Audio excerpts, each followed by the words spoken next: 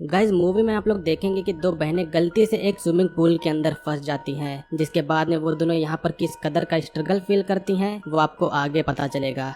Movie के starting में हमें एक स्विमिंग पूल को दिखाया जाता है जिसमें एक लड़की स्विमिंग कर रही होती है। उस लड़की का नाम ब्री होता है। वो पूल से बाहर निकलती है और पूल के साइड में जाकर अपना ब्लड शुगर लेवल चेक करती है। इससे हमें ये मालूम पड़ता है कि ब्री एक डायबिटिक पेशेंट है। अब यहाँ पर ब्री अपनी रिंग निकालकर अपने बैग में रख देती है। वो रिंग ब्री के फियांसे डेविड ने उसे दिया था, जिससे कुछ दिनों बाद में उसकी शादी होने वाली है। अब अगले सीन में हम पूल के मैनेजर को देखते हैं जिसका नाम मिक ग्रैडी है, और वो मैनेजर नोटिस बोर्ड पर वीकेंड की छुट्टी में पूल क्लोज रहेगा इस बात की नोटिस चिपका रहा होता है। अब वो मैनेजर अपने ऑफिस की तरफ जाता है और वो वहाँ पर देखता है कि पूल की स्टाफ जिसका नाम क्लैरा है वो लॉस्ट एंड फाउंड डिपार्टमेंट से कुछ सामान चुरा रही होती है। पूल का मैनेजर उसे देख लेता है, जिसके बाद वो क्लैरा को ऐसा दोबारा न करने के लिए मना करता है। अब कुछ देर बाद में ब्री की बहन जोना भी स्विमिंग पूल में आती है और दोनों बहन के बीच में कुछ बातचीत होती है, जिससे हमें यह मालूम पड़ता है कि ब्री और जोना बचपन में अक्सर स्विमिंग करने के लिए यहाँ पर आती रहती थी। अब ब्री और जोना स्विमिंग करने लगती है। कुछ देर बाद में पूल का मैनेजर सब लोगों को पूल से बाहर जाने के लिए कहता है, जिसके बाद में जोना मैनेजर को कहती है कि अभी तो पूल के क्लोज होने में काफी समय बाकी है, आप इतना जल्दी पूल को क्यों क्लोज कर रहे हो। जिसके बाद में मैनेजर कहता है कि वीकेंड हॉलीडेज शुरू होने वाली है और तुम्हें आसपास में लगी नोटिस बोर्ड को भी पढ़ना चाहिए। जिसके बाद में ब्री और जोना दोनों लोग पूल से बाहर आ जाती है,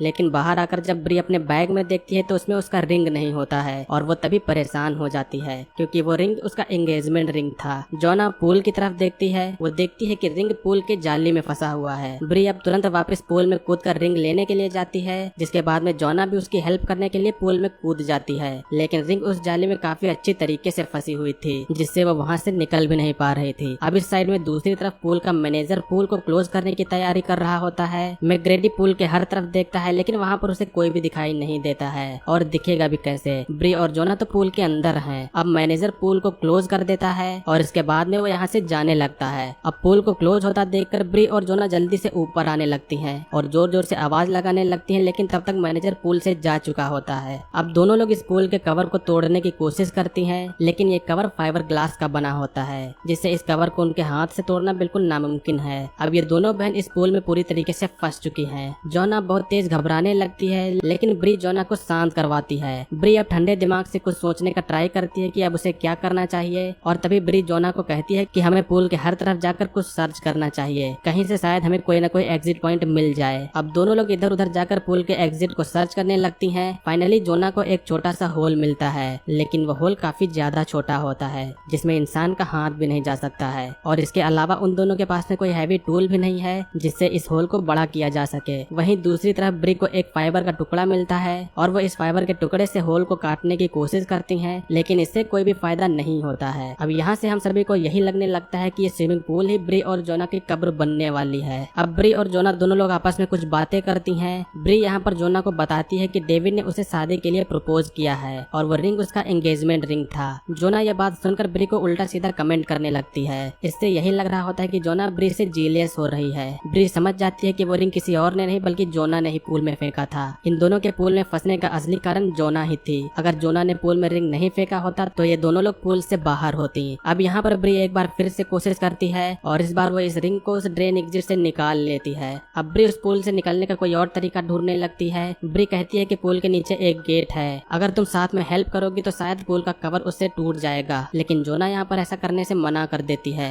क्योंकि जोना को अब पानी के अंदर जाने से डर लग रहा था। फिर भी ब्री अकेले ही पानी के अंदर जाकर उस गेट को तोड़ने की कोशिश करती है, लेकिन इससे कोई फायदा नहीं होता है। अब यहाँ पर जोना को पता चलता है कि ब्री को पिछले 3 साल से डायबिटीज है और अगर वो टाइम से इंजेक्शन नहीं ले पाई तो वो कोमा में भी जा सकती है। ये सुनकर जोना को अच्छा नहीं लगता है। सुबह से शाम हो गई है और अभी तक इन दोनों को बचाने के लिए कोई भी नहीं आया है। जोना ब्री का जला हुआ हाथ देखकर उससे पूछती है तो ब्री उसे गुस्से में कहती है कि यह बात मैं तुम्हें कई बार बता चुकी हूँ, लेकिन फिर भी जोना यह बात उसे पूछती है क्योंकि उसने पूरी बात कभी नहीं बताई थी। अब इसके बाद में ब्री बताती है कि बचपन में उसके डैड एक रात काफी ज्यादा ड्रिंक कर आए थे और वो जब सिगरेट जला रहे थे तभी उनके लाइटर से घर में आग लग गई थी और उसी के कारण मेरा हाथ जल गया था। अब हमें ये पता चलता है कि ब्री के डैड ब्री को फिजिकली सेक्सुअली मोलेस्ट भी किया करते थे। अब इसके बाद में जोना अपनी स्टोरी बताती है। वो बताती है कि मुझे नशे की बुरी लत लग गई है, जिसकी वजह से मुझे नशा मुक्ति केंद्र में जाना पड़ता है। ब्री और जोना बात कर रही होती हैं, तभी पूल के बाहर से किसी की आवाज आती है। पूल के बाहर एक्चुअली क्लेरा आई होती है,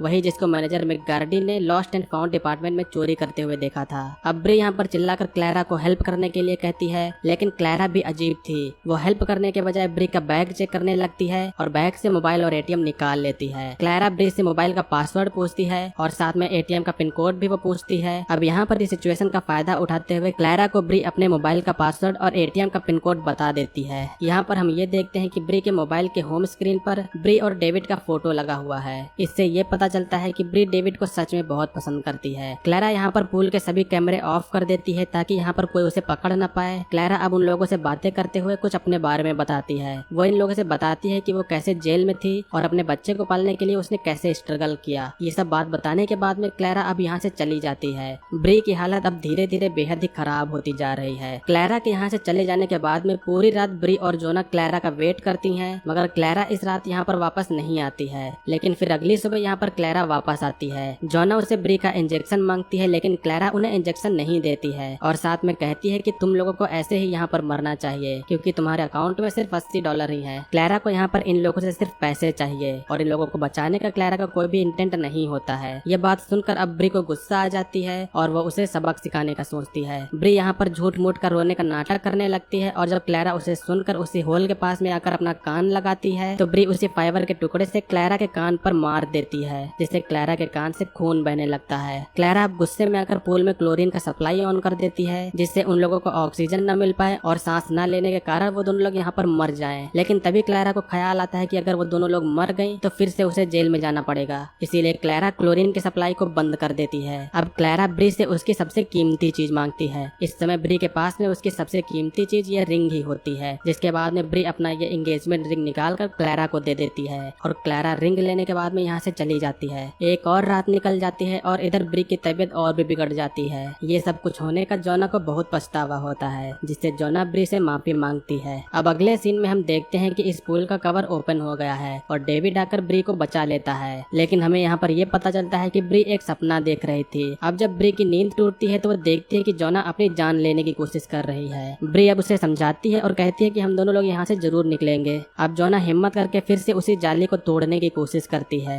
जिसके बाद में वो ब्री से टॉवल मांगती है और उस टॉवल को जाली में फंसाकर अब पूरी ताकत से खींचती है और फाइनली इस बार जोना इस जाली को तोड़ने में सक्सेस हो जाती है। जाली को लेकर जोना पानी के ऊपर आती है तो वो देखती है कि ब्री बेहोश हो चुकी है। जोना अब ब्री को सीपीआर देती है, जिसके बाद में ब्री को होश आ जाता है। इस जाली की मदद से जोना अपनी पूरी ताकत से उस कवर पर मारती है, जिससे वो पूल का कवर टूट जाता है और जोना जल्दी से ब्री को पूल से बाहर निकालती है और इसके बाद में जल्दी से वो उसे इंजेक्शन लगाती है। अब तभी यहाँ पर क्लेरा आती है और उन दोनों लोगों के ऊपर गन पॉइंट करती है। क्लेरा को डर था कि अगर वो दोनों लोग बच गई तो वो पकड़ी जाएगी और उसके बाद में उसे फिर से जेल हो जाएगा। क्लेरा उन दोनों लोगों को मारने की कोशिश करती है, लेकिन वो उन्हें मारती नहीं है और इसके बाद में जोना को ब्री का रिंग वापस कर देती है। अब इसके बाद में जोना पुलिस को फोन करती है। जोना क्लेरा को वहाँ से निकल जाने को कहती है और क्लेरा यहाँ से चली जाती है। पुलिस वहाँ पर पहुँच के दोनों लोगों को रेस्क्यू करती है और ब्री को यहाँ पर बचा लिया जाता है, जिसके बाद में जोना ब्री को उसकी रिंग वापस कर देती है और यहीं पर इस मूवी का एंड होता है। सो दोस्तों, ये थी 2017 की एक थ्रिलर मूवी का एक्सप्लेनेशन। मूवी का नेम है 12 फीट डीप।